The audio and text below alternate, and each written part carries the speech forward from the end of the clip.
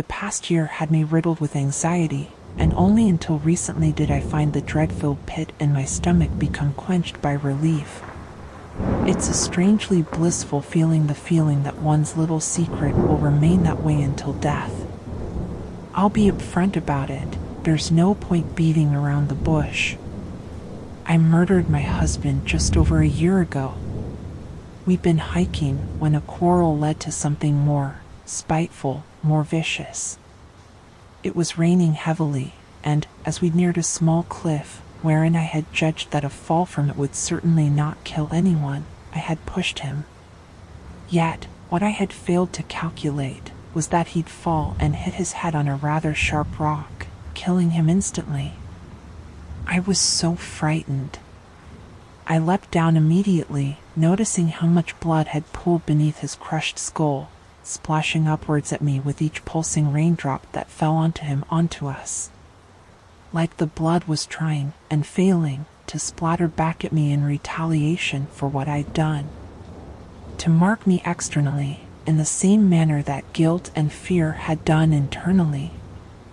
I did what any normal person would have done, and called the police and ambulance services, explaining everything that had happened bar a few crucial details. That my poor, dear husband had slipped from the torrential rain and lost his footing, tumbling backwards to his demise. It wasn't hard for the police to believe my tale.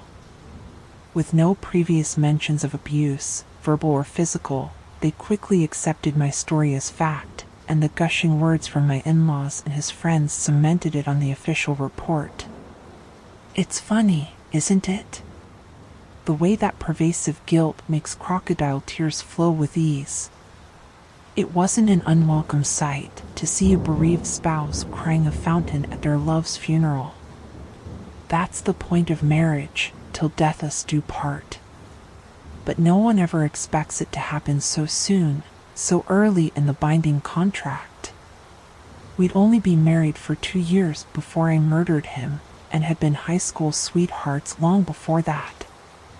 The sympathetic hugs and pats that wrapped around condolences allowed me to crumble more, to feign pain in a fantastically authentic way. The performance of a lifetime. Till death us do part, and in death, he had parted from me, and the role of victim had been unceremoniously reversed. I was the victim now, the victim of purely unfortunate circumstances.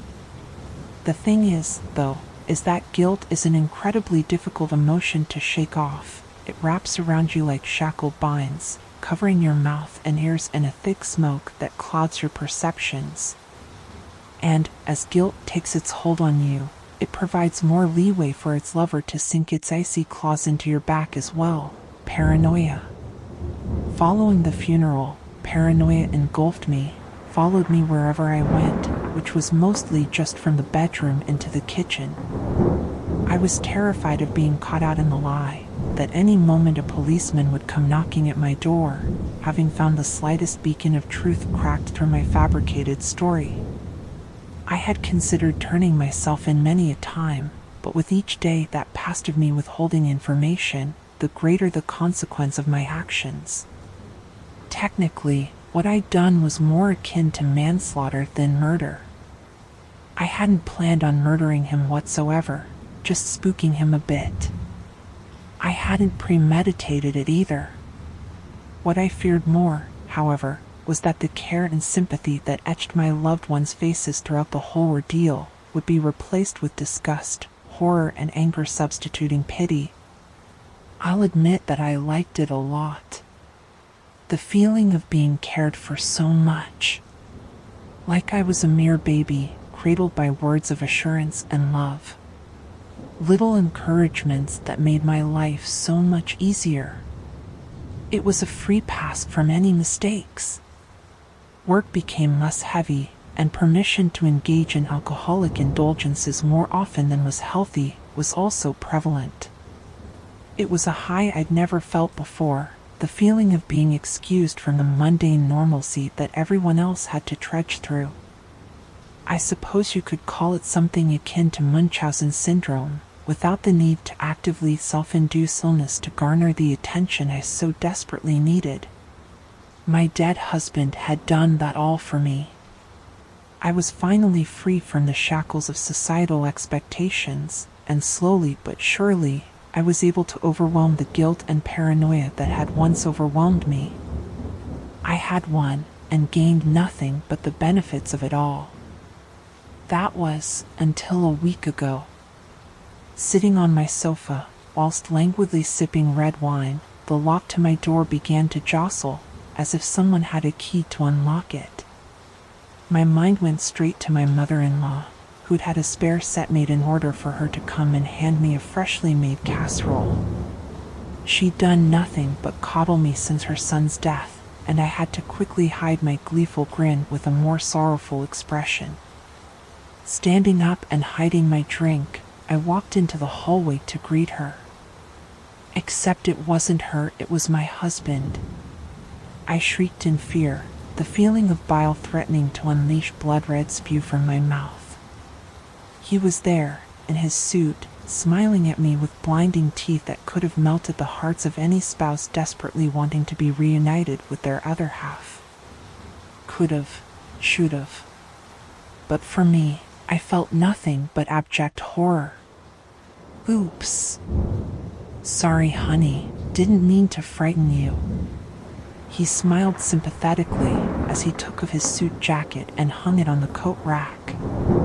He waltzed towards my rigid frame and enveloped me in a strong hug. He was warm and his breath hot. He was real, his flesh wasn't that of a reanimated corpse. He was alive. My ear that was pressed against his chest could hear the low thumping of his heart pumping blood. I could barely speak. I pushed away and ran to the bathroom, hurling muddied and reddish vomit into the porcelain basin. He shot in behind me, holding my hair up as to not get it sodden. Oh God, honey, are you all right? He asked, love and care dripping from his words. I simply continued to vomit. Shall I get you some water? He'd asked, and before I could respond, he'd already gone and fetched a glass. He held it to my lips, and the cold fluid cooled the acidic burn in my throat. How are you? I'd finally managed to mutter out, my tone croaked. I know. He sweetened, rubbing soft circles on the small of my back. I was swamped at work today, but at least I'm getting paid overtime. Boss said I'm due for a promotion soon. I was thinking maybe we could go on a nice weekend getaway, or... I'd interrupted him. You were dead. You died, and I felt my breath grow louder, raspier, and I knew a panic attack was fast approaching. The clamminess in my hands and on my temples told me just as much. Oh, did you have a nightmare? It's okay, shush, he started, picking me up off the bathroom floor and ushering me back into the living room, setting me down on the sofa, whilst whispering sweet nothings in my ear. I never would have thought that such honey-ridden words would bring such wasp-like stings to my psyche. It's just a nightmare, sweetheart, I'm here now, it's all right. I don't think we stayed up for much longer after that. I silently tiptoed around him, nervously trying to gauge if I was having some intense hallucination. That my paranoia hadn't really left and was punishing me for being so complacent in the past few months. I remember being unable to sleep that first night, his shallow breathing jerking me back to reality. I'd wriggled out of his grasp when he slept, as though his warm touch scolded me with each lingering moment. The next morning he disappeared, and for a moment I'd felt relief. Relief that maybe I wasn't insane. Yet the indent of his pillow brought me back into a state of shock, and told me I wasn't truly absolved of his presence. He was downstairs in the kitchen, making breakfast, the humming that left his lips swirling into the music that emanated from the radio. Pancakes? I thought you might need them this morning. He beamed, his shirtless, muscular frame hidden only by an apron adorned with flour. To any other love-struck wife, this would be a dream, a perfect achievement that life was bliss. To me, it was unfurling rapidly into a nightmare. Did he know? Did he remember what I'd done? Had I dreamt the whole past year up? Had I been stuck in a sick fantasy that made me crave his disappearance? I'm not hungry, I stated, more spitefully than I'd intended. Like a wounded puppy, he frowned, before rushing over and placing the meat of his palm against my forehead. It was still warm. Still real. Are you still sick from yesterday? He worried, and it took every muscle in my body to prevent myself from slapping his hand away. Finally, he released me. You don't look very well, you look fantastic, as you always do, just a tad under the weather. He kissed my cheek, and the wetness from his lips sent iced shivers down my spine. Shall I call your work? Tell them you don't feel well? He asked, and I nodded rigidly. He smiled warmly once more. Okay, you go off to bed. I don't want you dying on me. I remember how gut-wrenching that last sentence was. For a moment, I thought I saw a darkly humorous gleam in his eyes, like he'd caught me in a trap. Like he was toying with me.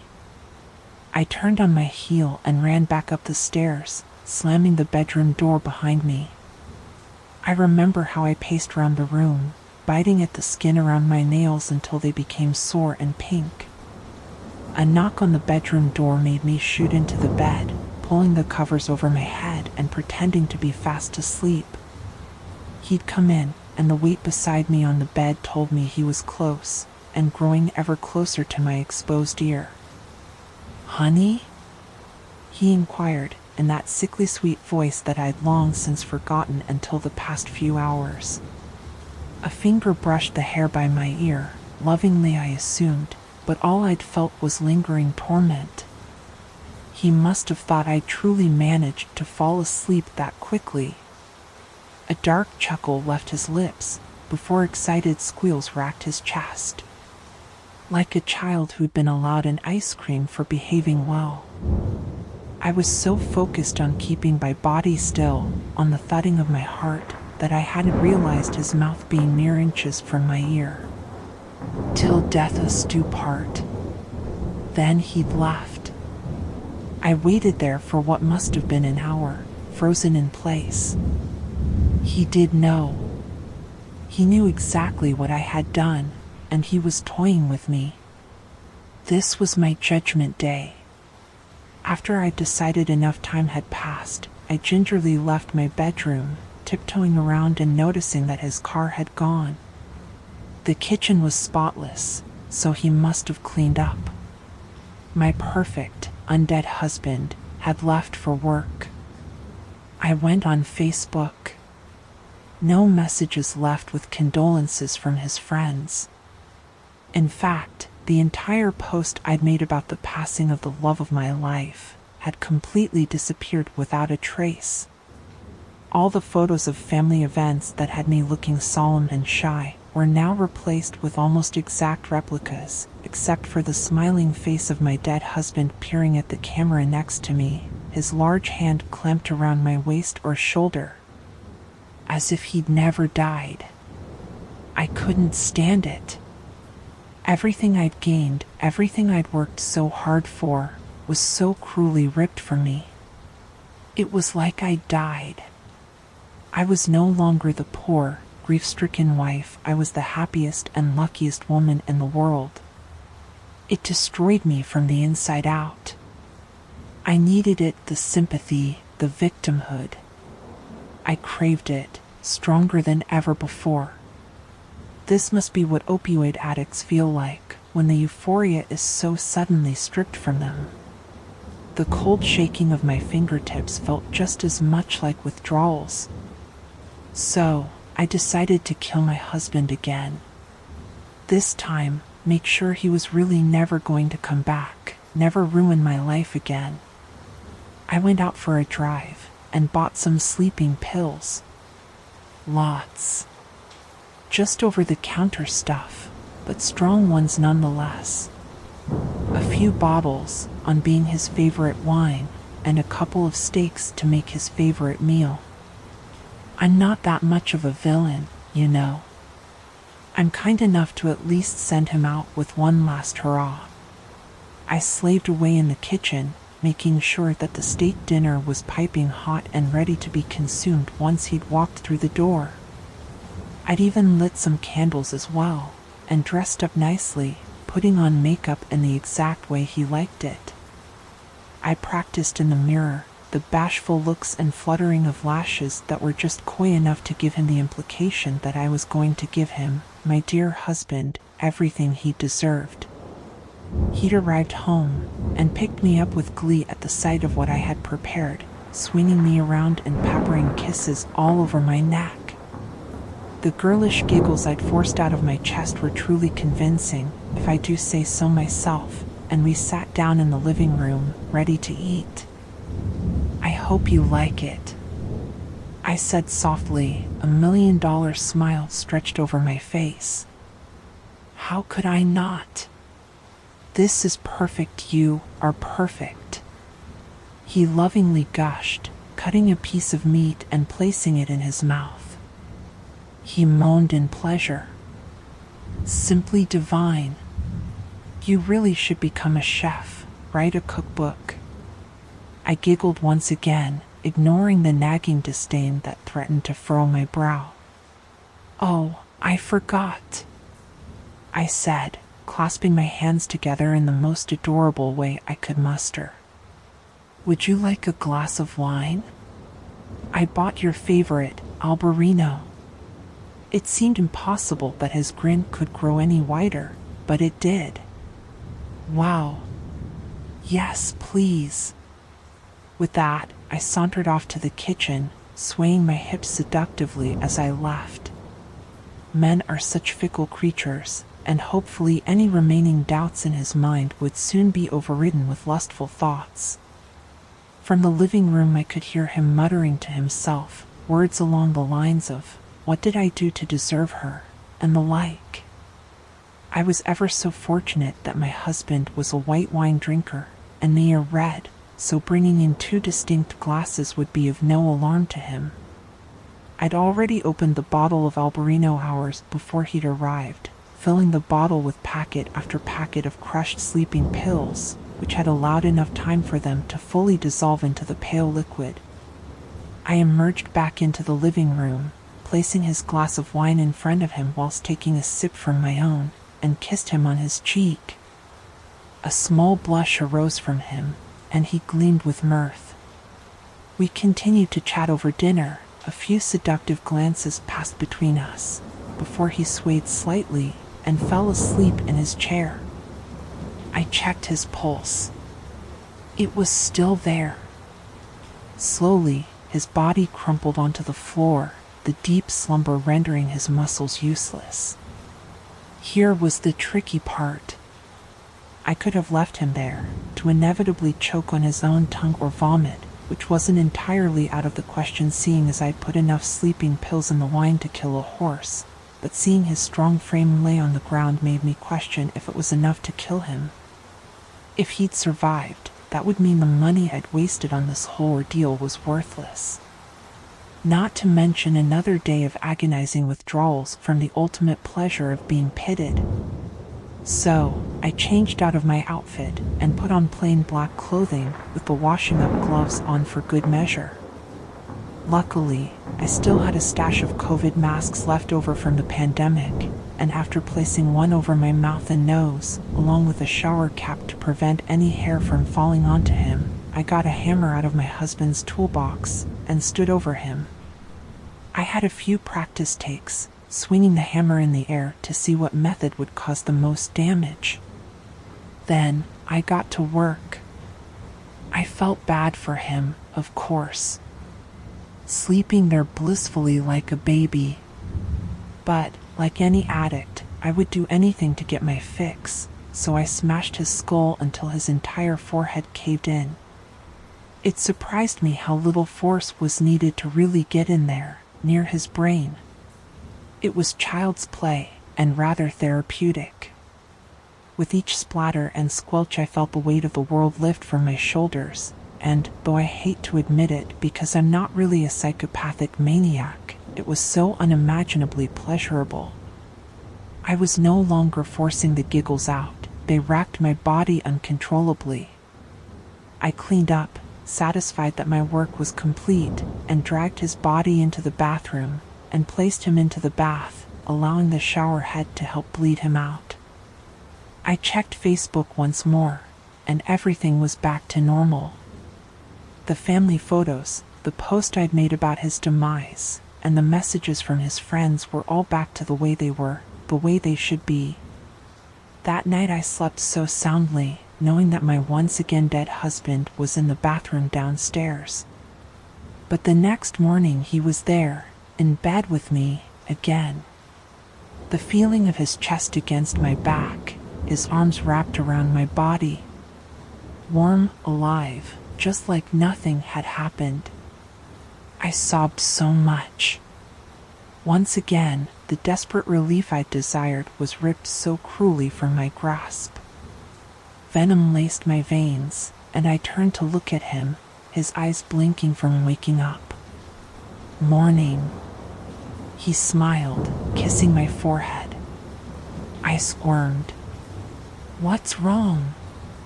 I shot up out of bed, gasping for breath. How could he do this to me? How could he claim he loved me when he denied me such needed pleasures? Oh dear, are you upset about last night? He questioned, his eyes holding that taunting glint in them once again. I refrained from answering. I really didn't appreciate that, you know? To think you'd be so naive to try and get rid of me again. He chuckled, before getting out of bed to approach me. It doesn't matter though, I don't mind it. You shouldn't try it again though, you don't know how hard I've tried to make this work. He nestled his head into the crook of my neck. He knew what he was doing, playing with me, hurting me. What the fuck do you want? I spat out, pushing him away. He wasn't startled at all. He just kept smiling sleepily at me, like I was the cutest thing on the planet. It made me sick. I just told you. I want to make this work. He repeated, scoffing like it was the most obvious thing in the world. I suppose it's time to come clean now. The argument we'd had the first time that I'd killed him was because I had wanted a divorce. I was feeling trapped, like I hadn't lived my life properly fully. I'd been with my husband since I could remember, as childhood friends, to dating as teens, to married as young adults. As my friends went out to party, to have fun, to fulfill fickle desires with one-night stands and toxic shags, I was working to provide for a life that I'd never known otherwise. He, of course, never wanted to leave me. That's when I'd pushed him away, to his untimely demise. Till death us do part, remember? He kissed my hand, rubbing his cheek against it lovingly. I snatched it away, and slapped him with the other. He didn't seem fazed at all, just continued to look at me with an enamored expression until I'd left the bedroom. Throughout the past week I murdered my husband more times than I could count. I drowned him, electrocuted him, poisoned and suffocated him. I set him alight, I beat him to death. I even stabbed him right in the neck. But every time I killed him, he came right back, as loving as ever. He never fought back when I murdered him. He stared at me blissfully, even when I poured gasoline over his head, or lowered the hairdryer into the bath. He just sighed with slight annoyance, but shrugged it off, chuckling at my failures, my incompetency. It drove me mad, but I had noticed my thirst for pity, for attention from grieving family members and friends, had begun to diminish. I no longer craved seeing the messages pop up on my Facebook offering condolences and such. Instead, I craved the feeling of getting rid of him. Tonight, I'd sat down and had a conversation with him, one which finally opened my eyes. He'd cuddled up to me on the sofa as we watched some terrible telenovela rerun, and I'd simply let him shower me in affection. I'd given up on trying to push him away. "Why won't you die?" I asked, tiredly. He simply chuckled. "I thought we'd been over this, sweetheart. Till death us do part." He kissed my cheek, curling his fingers in my hair. "So why won't you part? You've died multiple times by now, and you still keep coming back." He sighed, shaking his head. That same, sickeningly sweet smile plastered on his face, as unwavering as usual. "It seems you didn't take our vows seriously." He kissed again. "It's not till death I do part. It's us do part." I poured my heart and soul into those vows, which is why I'm still here. I'm here until we both go. He sighed longingly into my neck. "You should count it as a blessing, really. You can hurt me all you want, and I'm still going to be right here, by your side. So, think of this as my final confession, my plea for forgiveness. Forgive me, for I have sinned, but at least I will be here no more." My husband is sleeping soundly next to me as I am telling you this, his fingertips clasped around my waist. He has no idea that I had left his car running all night. No idea about the hose I attached to the exhaust pipe that leads into our room from the window, strapped to my mouth with tape. He has no idea that I took his words so literally. That he'd been so unaware of the lengths I'd go to squash his existence for the final time, even at the expense of my own. He's right. Till death us do part. So, it's my turn to depart.